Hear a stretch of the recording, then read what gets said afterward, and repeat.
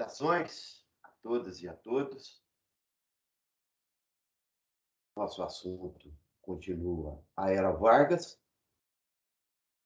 agora no chamado período constitucional, que vai de 1934 a 1937.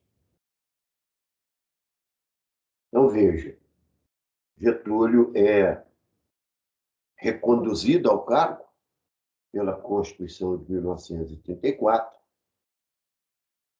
concede a ele mais 4 anos de governo. Agora é um governo legitimamente contemplado pela Constituição e pela lei. Vejam vocês, eu vou já compartilhando o PowerPoint.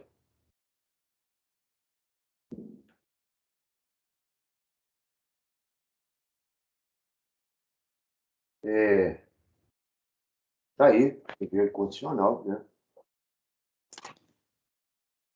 No entanto, para a gente compreender um pouco esse momento, nós vamos falar aí do espaço econômico, político, social anterior, né? Quer dizer, você chega a 1930, com o golpe de 1930,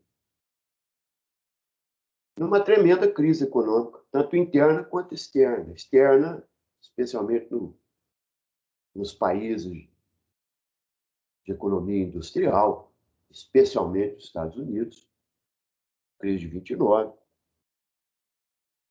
E essa crise ela vai internacionalizar, porque na Europa, pós Primeira Guerra Mundial, os países estão em reestruturação.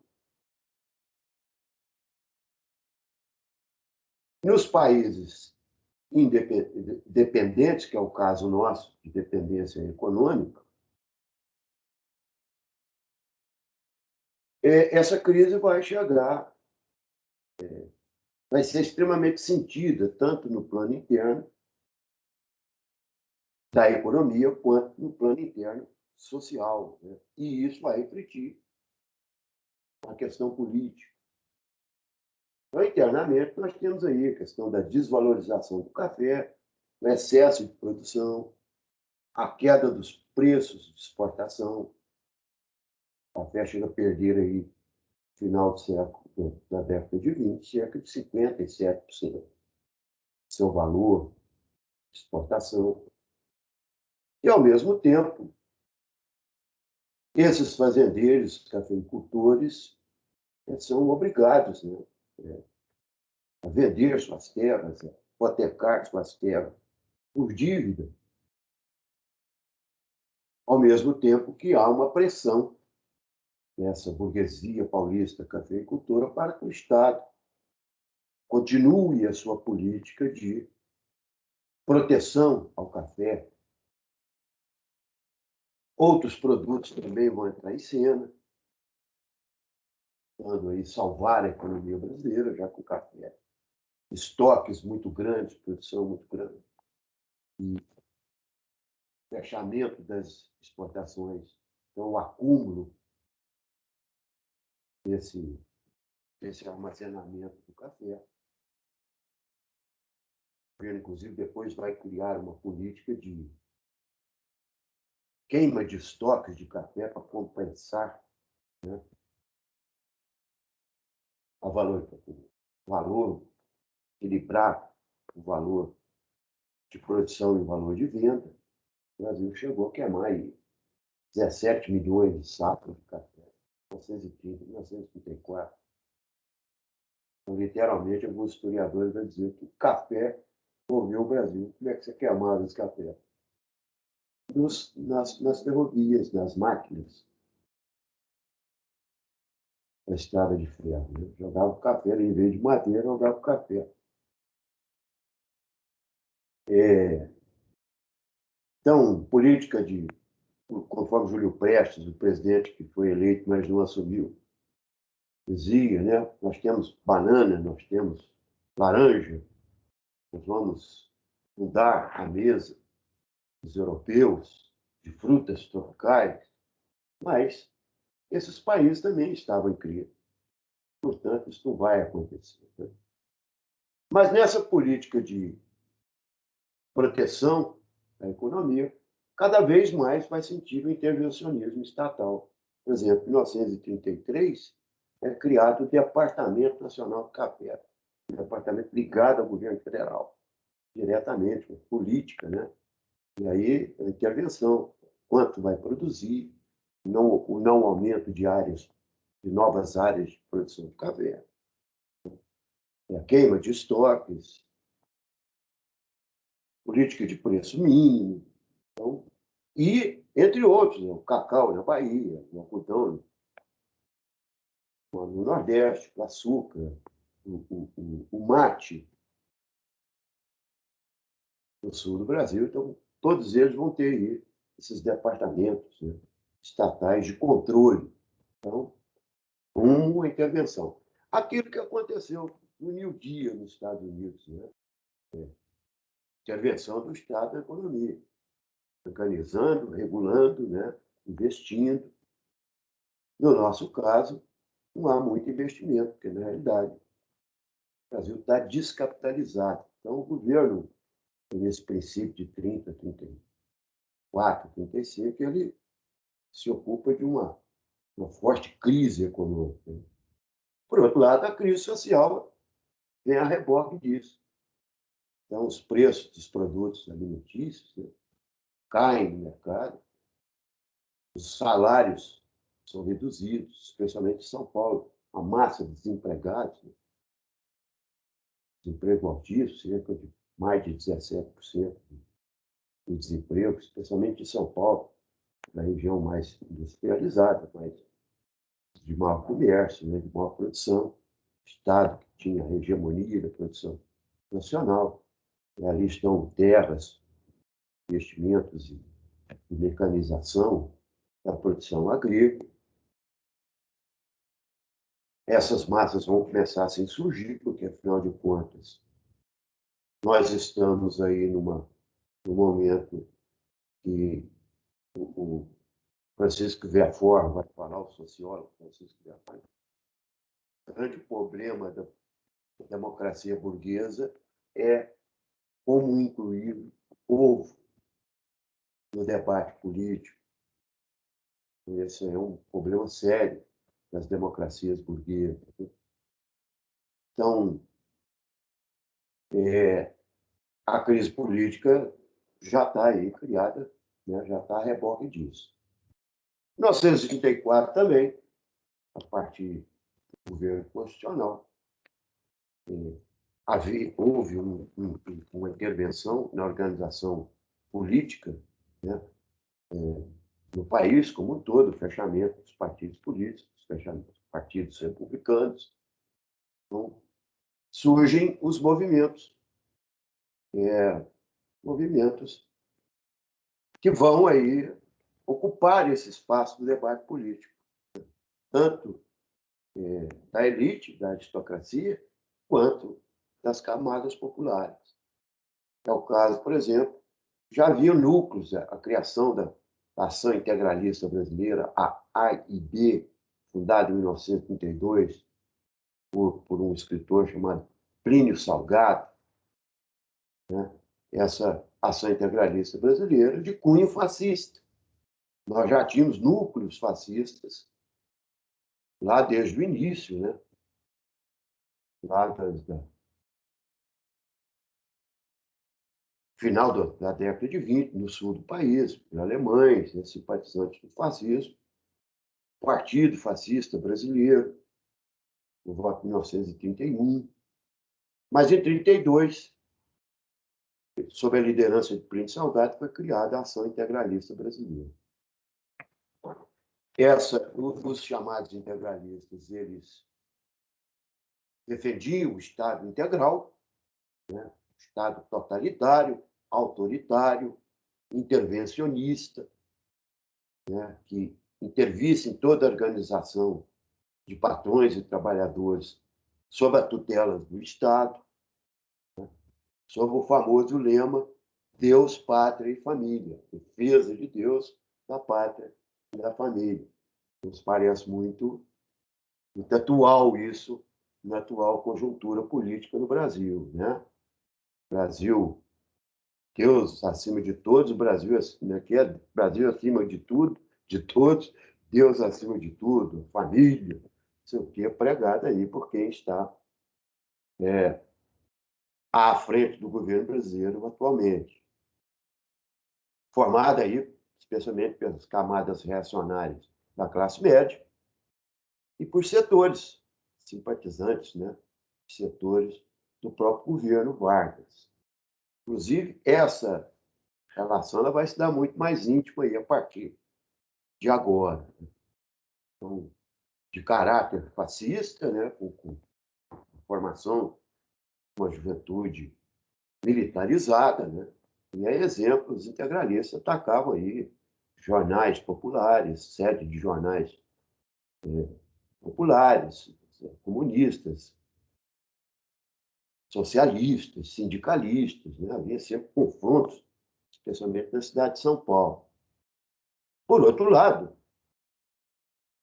nesse mesmo vazio da organização partidária política no Brasil, surge a Aliança Nacional Libertadora, né? A ANL, fundada em 1935 por tenentes esquerdistas, vai ter aí o seu primeiro presidente de honra, né? O então tenente, agora já convertido ao comunismo, Luiz Carlos Prestes, o presidente de honra, comunistas, socialistas, líderes sindicais e liberais que estavam alijados do esquema governamental, que não participavam do esquema governo de varguista. Luiz Carlos Prestes havia ido, depois aí da coluna Prestes, ele vai para a Rússia e lá ele se converte ao comunismo e havia voltado ao Brasil agora, né? Os comunistas estão todos na ilegalidade, mas de volta e vai ser aí o presidente da Aliança Nacional Libertadora. Qual a proposta desses aliancistas, assim chamados? Defendia o Estado democrático, o nacionalismo e o reformismo. Então, de certa forma, os integralistas e aliancistas tinham no nacionalismo uma defesa rigorosa, uma defesa radical. O que significa isso no nacionalismo? Defendia os interesses do Estado brasileiro, né? E uma independência econômica dos estados, dos países centrais, capitalistas, né? Especialmente os Estados Unidos. Então, propunha reforma agrária, expropriação de terra, suspensão da dívida, de pagamento da dívida externa, reforma agrária. Então, né, um governo de caráter popular, e isso soou terrivelmente para a elite brasileira, especialmente para o governo. A Aliança Nacional Libertadora ela cresceu assim, imensamente, mais de 1.500 núcleos abertos pelo Brasil, adesão de milhares de aliancistas. Então, não demorou muito para que o governo preparasse o terreno para o que nós chamamos rumo ao autoritarismo, né? Esse autoritarismo já em grande avanço na Europa, especialmente na Alemanha, né? na Itália. Bom, então, é assim que os aliancistas fazem o seu manifesto. Rapidamente o governo é apoiado pela essa elite, pelo Congresso, quase toda a sua unanimidade, ele aprova a Lei de Segurança Nacional, 1935. A Lei de Segurança Nacional, nós estamos vendo aí até hoje, esse governo, por exemplo, utiliza muito essa questão de, né, processar pessoas que criticam o governo pela chamada Lei de Segurança Nacional. Então, está aí o imbróglio jurídico que nem o Congresso Nacional e nem o Supremo Tribunal Federal está conseguindo se debruçar sobre isso. Então, o que significa isso? É que a Lei de Segurança Nacional, que o Estado intervenha mesmo, né, em qualquer forma de contestação dos rumos que o Estado tomou, né? Então, rapidamente, o fechamento dos núcleos da Aliança Nacional Libertadora, repressão aos aliancistas e simpatizantes, repressão extremamente forte, né? Você tem figuras importantes, né, do Estado brasileiro agora se posicionando como